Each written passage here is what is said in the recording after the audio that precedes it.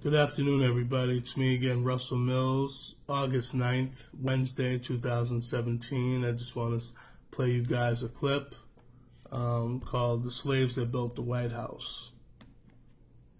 When I wake up in a house that was built by slaves, and I watch my daughters, two beautiful black young women, head off to school, waving goodbye to their father, the President of the United States. 12 American presidents owned slaves, and 8 presidents owned slaves while they were in office.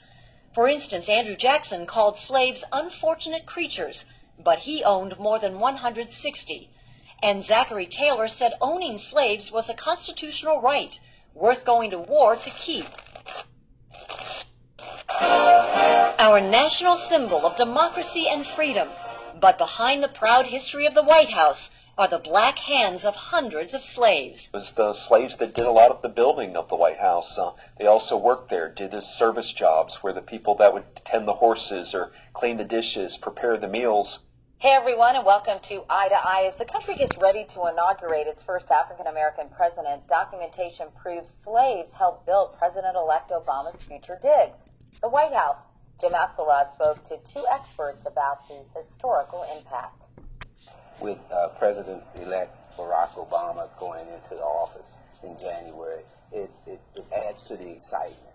Do you let yourself go there? Do you sort of run those sort of scenarios in your mind where you think, if somebody had tapped one of these slaves or free blacks on the shoulder and said, by the way, in another couple of 100 years, there will be a black man in the White House, you ever let yourself go there and think about that? Well, I do go there, and I would think that they would say, no way, no way. Considering the experiences they had as slaves, the experience they had as getting their freedom as free blacks, this would never come to their thoughts or their mind that one day a man of color, an African American, would sit actually in the White House. You're one of these guys, it's always interesting to be in the stacks, but this is something a cut above. Yes, well, it is a cut above. As I said before, you're looking at original documents that were created some 200 years ago. They're bringing alive the history of former slaves and free blacks. And it's just an exciting experience, and it's one that sometimes becomes difficult to describe. This is actually a document that shows a receipt or / voucher of an individual. It identifies the commissioner of the federal city, and they're paying to Mr. James Claggett for the hire of a Negro, George, from 17th July 1794 to the 31st day of December 1794. 5 months, 3 days. And of course, they're giving the pay.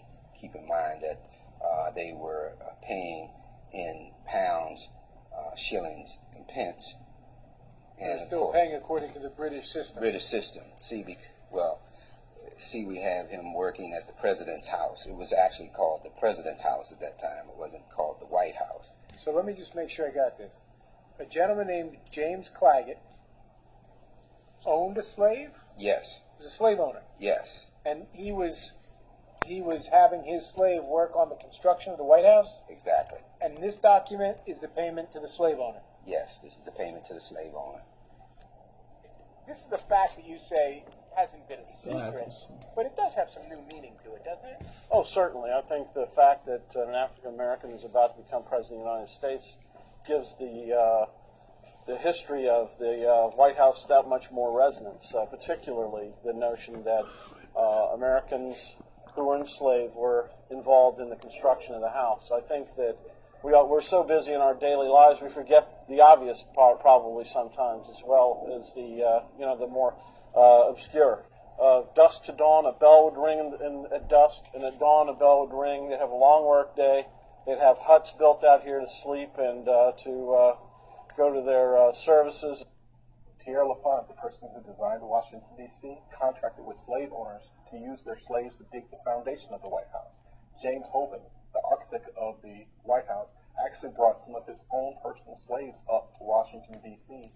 from South Carolina to work on the White House. Some of the slaves who worked in the White House, we know that they got to dress in fine clothes.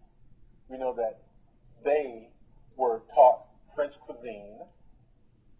But we also know that they must not have loved their life, because we have records of several slaves who attempted to escape from the work areas at the Capitol and at the White House. They were still enslaved, and they still wanted to be free.